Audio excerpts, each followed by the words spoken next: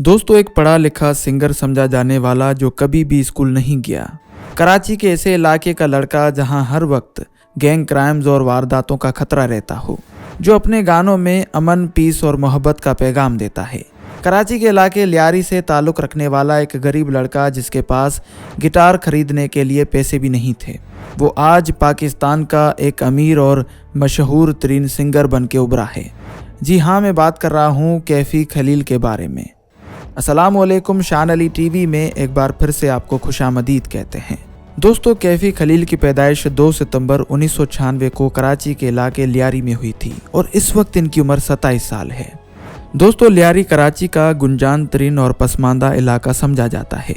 पाकिस्तानी हुक्मरानों ने लियारी पर कभी भी तवज्जो नहीं दी, लेकिन लियारी ने पाकिस्तान को कई गौहरे नायाब दिए हैं। बॉडी बिल्डर्स और बॉक्सर से लेकर मशहूर सहाफ़ी, सियासतदान, क्या क्या नगीने हैं जो इस नज़रअंदाज इलाके ने तराश कर दिए। उन्हीं नगीनों में से एक नगीना कोक स्टूडियो की दरियाफ्त कैफ़ी खलील हैं। दोस्तों, कैफ़ी खलील का ताल्लुक लियारी की एक गरीब फैमिली से है। ये लियारी में अपनी वालदा के साथ रहते हैं। कोक स्टूडियो सीज़न 14 में बलोची गाने कन्ना यारी से शोहरत पाने वाले कैफ़ी खलील से जब उनकी तालीम के बारे में पूछा गया तो उनका कहना था कि वो कभी भी स्कूल ही नहीं गए। इससे भी हैरान कुन बात यह है कि तालीम याफ्ता न होने के बावजूद ये अपने गाने खुद लिखते हैं, खुद कंपोज करते हैं और खुद ही गाते हैं। दोस्तों, कैफ़ी खलील के वालिद भी मूसीकार थे जो लियारी में बलोची बैंजो बनाते थे।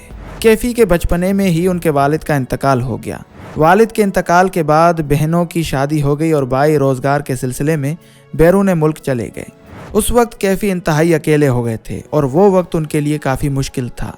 कैफ़ी ने अपनी तन्हाई दूर करने के लिए म्यूज़िक को अपना साथी बना लिया था। दोस्तों, कैफ़ी को गिटार बजाने का काफ़ी शौक था, लेकिन पैसे न होने की वजह से ये अपना शौक पूरा नहीं कर पा रहे थे। भाई बहन सब अपनी अपनी ज़िंदगी में मसरूफ़ हो गए थे, इन्हें कोई सपोर्ट करने वाला नहीं था। जिसके बाद इन्होंने पर्चियों की दुकान पर काम करना शुरू कर दिया। उस दुकान से माहाना इन्हें कुछ न कुछ पैसे मिलते थे जो कि न होने के बराबर थे। बड़ी मुश्किल से इन्होंने 1500 रुपये जमा किए। उसके बाद इन्हें पता चला कि कराची के इलाके सदर में कोई शॉप है जहां पर सेकंड हैंड गिटार मिलते हैं। तो यूं इन्होंने वहां से गिटार खरीद कर अपने इस शौक को पूरा किया।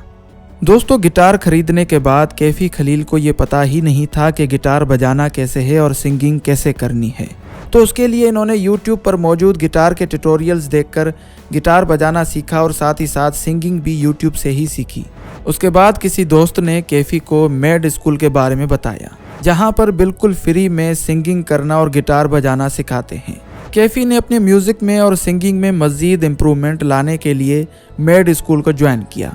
दोस्तों, कैफ़ी खलील गिटार और सिंगिंग सीखने के लिए गिटार थामे जब भी अपने घर से निकलता तो लोग इन्हें चिढ़ाते और इनका मजाक उड़ाते थे, लेकिन कैफ़ी उन्हें दरगुजर कर देता था। कैफ़ी ने ठान ली थी कि दुनिया चाहे जो मर्जी मुझे बोले, लेकिन मुझे अपने मकसद में कामयाब होने से कोई नहीं रोक सकता।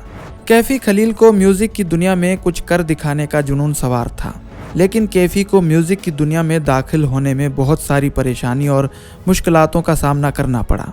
कैफ़ी खलील अपना म्यूज़िक बैंड बनाना चाहता था, किसी स्टूडियो में जाकर अपने गाने रिकॉर्ड करके रिलीज़ करना चाहता था, जिसके लिए इनके पास कोई सपोर्ट नहीं थी कि अपने गाने स्टूडियो में रिकॉर्ड करके सोशल मीडिया या किसी प्लेटफॉर्म पर रिलीज़ कर सके। दोस्तों, बड़े स्टूडियोज़ में रिकॉर्डिंग कराने के पैसे न होने की वजह से कैफ़ी खलील ने अपने घर में ही छोटे से कमरे को अपना स्टूडियो बना लिया। फिर कुछ पैसे जमा करके स्टूडियो के सस्ते से कंपोनेंट खरीदे और अपना काम शुरू कर दिया। ये बात है 2015 की कि जब कैफ़ी ने स्टूडियो की तैयारी करके अपना ऑफिशियल YouTube चैनल लॉन्च किया।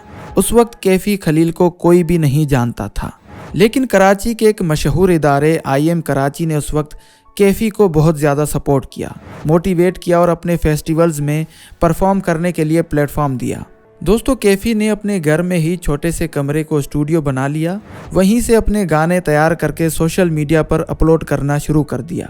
काफ़ी वक्त तक, तकरीबन 6 साल तक इन्होंने अपनी मेहनत जारी रखी और उर्दू और बलोची ज़बान में अपने गाने रिलीज़ करते रहे। आखिरकार अपने YouTube चैनल और इंटरनेट पर अपलोड किए जाने वाले अपने गानों की वजह से कोक स्टूडियो वालों की नज़रों में आ गए। 2022 में कोक स्टूडियो सीज़न 14 में इन्हें बुलाया गया, जहां इनके साथ एवा बी रैपर और अब्दुल वहाब बुक्टी ने कन्ना यारी गाना गाया। जैसे ही कोक स्टूडियो पर इनका गाना रिलीज हुआ तो वो बंदा जिसको 6 साल पहले कोई जानता भी नहीं था, वो रातों रात फेमस हो गया। दोस्तों, कोक स्टूडियो में गाना रिलीज करने के बाद कैफी ने अपने यूट्यूब चैनल पर कहानी सुनो 2.0 के नाम से गाना रिलीज किया, जिसे 4 करोड़ से ज्यादा लोगों ने देखा है, जो काफी ज्यादा वायरल हुआ। इसी गाने की वजह से ड्रामे मुझे प्यार हुआ था में इनको कवर सॉन्ग गाने का मौका मिला। वो गुलकार जिसके आज से पहले कोई 20-30 हजार ही फॉलोअर्स थे, लेकिन अब उसकी फैन फॉलोइंग दिन ब दिन बढ़ती जा रही है और इस वक्त इनके सोशल मीडिया पर मिलियंस में फॉलोअर्स हैं। दोस्तों, कैफी खलील एक नरम दिल इंसान है और हसास दिल के मालिक हैं। ये एक ऐसे इंसान हैं जो सोशल लाइफ से ज़्यादा तन्हाई को पसंद करते हैं। बचपन में वालिद की मौत और हालात ने इनको काफ़ी तकलीफ दी थी, जो ये आज तक नहीं भुला पाए।